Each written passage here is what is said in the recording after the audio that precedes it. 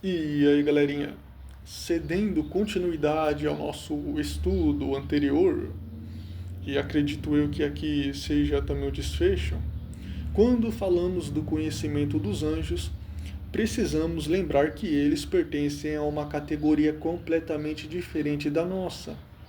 Nós aprendemos aos poucos, eles aprendem num único clarão. Nós avançamos passo a passo, eles iluminam de uma vez. Mas essa diferença não significa que eles saibam tudo o que existe, pois a onisciência é um atributo único, exclusivo, que pertence unicamente a Deus. Mas os anjos são criaturas fenomenais, sublimes, criaturas finitas, limitadas, mas as mais poderosas que Deus já criou. Para entender o que eles sabem, sobretudo o que eles não sabem, precisamos dividir a criação em dois níveis. O primeiro é o nível das essências, aquilo que faz com que um ser seja o que ele é, isto é, a natureza do tempo, o princípio da matéria, o que é alma, o que é espírito, o que é vida, o que é morte, o que é um ser humano, o que é o tempo, o que é uma estrela, o que é um buraco negro em sua definição metafísica mais profunda. Tudo isso pertence à estrutura universal da criação. E isso os anjos conhecem e sabem perfeitamente e completamente. Porque Deus imprime esse conhecimento neles no próprio ato de criá-los. E então eles não estudam, não investigam, não deduzem, não fazem ciência como nós. A inteligência deles não procede de premissa em premissa. Ele capta num único relâmpago o núcleo das coisas, o que para nós é um trajeto, é uma jornada, para eles é instante.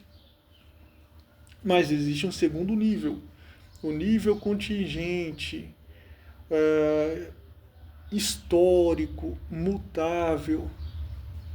Isso inclui tudo o que acontece no tempo, que é cada estrela concreta, cada átomo em vibração, cada vida singular, cada evento que surge e que desaparece. Esse nível não faz parte da essência eterna das coisas, pertence à sua história.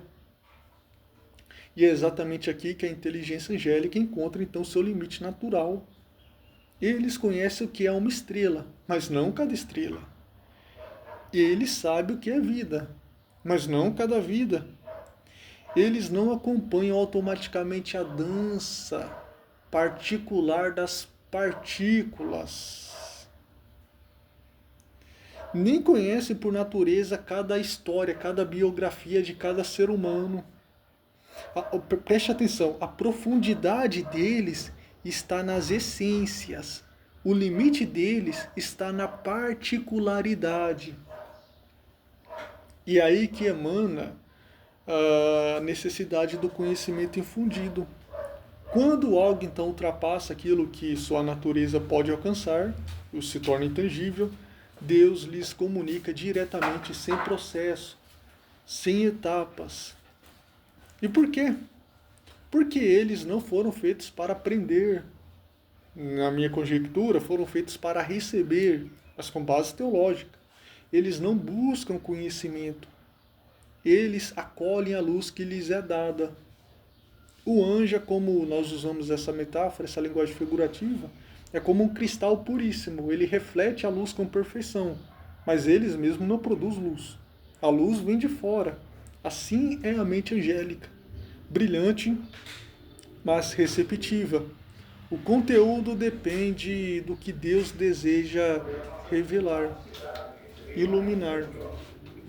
Por isso não se deve pensar que os anjos conhecem apenas o conceito superficial das coisas, de maneira alguma. Eles conhecem o abismo metafísico das coisas, o fundamento mais profundo de cada ser. Nós que começamos pela superfície e tentamos alcançar o profundo e nunca chegamos lá, mas eles já começam no profundo. Por que você acha que os anjos não foram perdoados por Deus? Porque eles sabiam plenamente as consequências, o que iria acontecer. e mesmo assim foram obstinados. Eles veem o que faz um ser, não apenas o que parece ser. Nossa, agora me confundiu. O limite deles não está na profundidade, mas na multiplicidade concreta dos acontecimentos. E então emana essa pergunta: e o homem glorificado, ele também saberá tudo isso, mesmo sem. Ou o homem glorificado ele vai precisar aprender ou ele vai ter um conhecimento infundido? Olha, aqui está o ponto, na minha opinião, mais belo de todos. O homem glorificado ele continua sendo humano, porque a glorificação não destrói a natureza. Natureza. Apenas a eleva. Nós continuamos sendo seres racionais, que aprendem, que recebem, que caminham, mas aquilo que hoje chamamos de aprender, isso se transforma completamente. Por quê?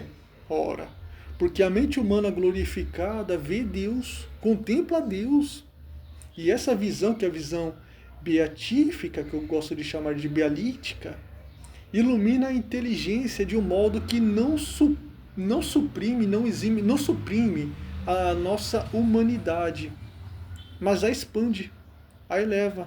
Não nos tornamos oniscientes e nem passamos a conhecer todas as coisas automaticamente, como os anjos conhecem, para alguns vão lamentar, será lastimável, mas participando, para mim será ótimo, mas nós participaremos da luz divina de tal maneira que aquilo que Deus quiser revelar torna-se imediatamente claro, nítido, evidente, cristalino, penetrante, sem sombra, sem erro, sem cansaço.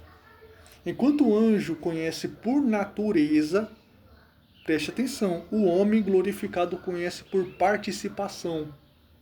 O anjo é aquele cristal, o homem glorificado ele olha o sol, ele não vê tudo que Deus vê, porque ele é criatura, mas vê o suficiente para nunca mais experimentar a ignorância dolorosa, a dúvida angustiante, essa busca fatigante.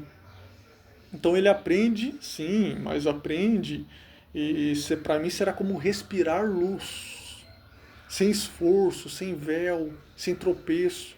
O homem glorificado não terá a intuição instantânea dos anjos, mas terá algo que os anjos também não têm, que é a visão direta de Deus, enquanto Deus. E aqui está a síntese final, a linha clara que une todo esse mistério, na minha conjectura. Os anjos conhecem profundamente por natureza. O homem glorificado conhecerá profundamente por participação. Os anjos recebem a luz que os ilumina, o homem glorificado é iluminado pelo próprio sol eterno. O anjo contempla a estrutura, o homem glorificado vislumbra o sentido. O anjo contempla a essência, o homem glorificado bebe da fonte. Ainda que não beba tudo, mas acredito também que ele vai ficar saciado. É assim que se harmoniza tudo, então. A criatura angélica, e é um exemplo que eu já trouxe, é uma chama que nasce já acesa. E a criatura humana, glorificada, isto é uma chama que aprende a arder diante do fogo de Deus eterno.